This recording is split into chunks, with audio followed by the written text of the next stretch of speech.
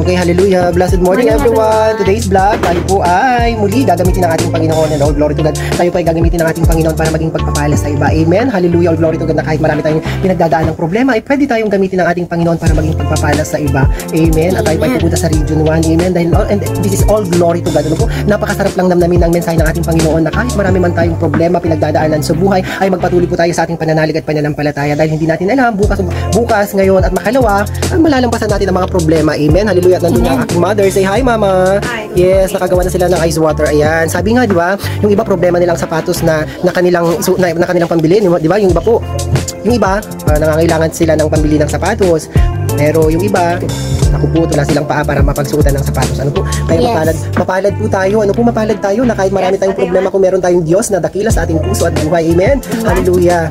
Blessed day everyone. Again, this is your Malon Salomon Namutin ang inyong former certified transgender woman. Binago ng Panginoon sa super daddy na ngayon. At ayun na nga po, today ay gagamitin muli tayo ng ating Panginoon para maging pagpapala sa iba na kahit marami tayong problema ay pwede rin tayong gamitin ng ating Panginoon. Amen. Para maging blessing sa iba. Amen. At tayo po ay pupunta sa Region 1 at imi-meet up na po natin yung paggagamitan sa atin ng ating Panginoon. And all glory to God. Amen. Hallelujah. Itong vlog na ito ay para maging inspirasyon natin ang ating Panginoon na kahit anuman ang pinagdadaanan ng bawat isa sa atin ay magpatuloy tayo sa ating pananalig at pananampalataya. Ngayon problemado ka, bukas makalawa mararaos mo na yan. Amen. Malalampasan natin yan. Walang pagsubok na hindi natin malalampasan. Sabi nga sa 1 Corinthians 10:13, wala pang pagsubok na naranasan ng ibang tao. Tapat ang Diyos, hindi niya papahintulutan na tayo subukin ng higit sa ating makakaya. Sa halip, bibigyan niya tayo ng kakaya upang malampasan ang lahat ng bagay na ito. At paraan upang malampasan ito. Amen. Hallelujah. Kaya samahan niyo kami. Paalis na po kami ngayon. At ang aking asawa ay nandoon. Si Mother gumagawa ng ice water. Amen. At kami naman ni Kuya MJ, pupunta po kami ng hospital. Amen. Para i-meet up po namin yung paggagamitan ng ating Panginoon sa atin. Amen. And all glory to God. Kaya magpatuloy po tayo sa ating pananalig at pananampalataya. Kung problemado ka, lahat tayo problemado. Pero okay lang yan, kapatid, hanggang may Diyos ka na pinagkakatiwalaan, malalampasan mo yan. Walang bagay na mahirap sa ating Panginoon. Matthew 19:26. With God, all things are possible. Yung iba nga ay paalis na po. Hallelujah. All glory to God. Let's go.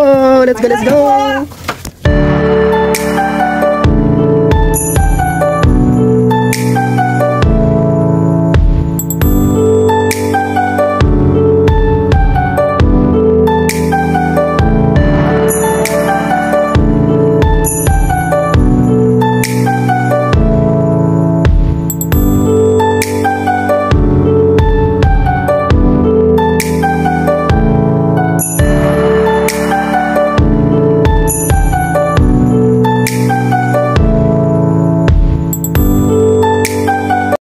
At eto na nga po, sa araw nga po ito ay di na tayo nagpatumpik-tumpik pa. Pagkatapos nga po ng ating blood donation ay pinuntahan po natin agad si Tatay Placido Flores. Nagkumustahan po at higit sa lahat ay ang pinatanggap po natin sila sa kanilang buhay at sa kanilang pamilya, ang ating Panginoong Jesus.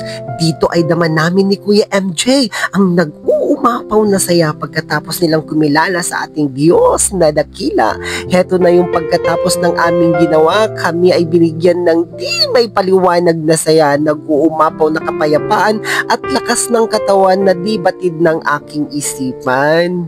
Hindi lang po yun, sa araw na ito, muli pangungusap po sa akin ni Lord, sa ating lahat, na ang pagtulong sa kapwa ay wala sa dami ng yaman o lawak at taas ng kapangyarihan. Kung handa at totoo ang puso at buhay, ay lagi tayong gagamitin ni Lord, maging blessing para sa iba. Salamat muli sa ating Diyos na dakila, dahil tayo pa binigyan ng pribilehyo para maging blessing at pagpapala para sa iba.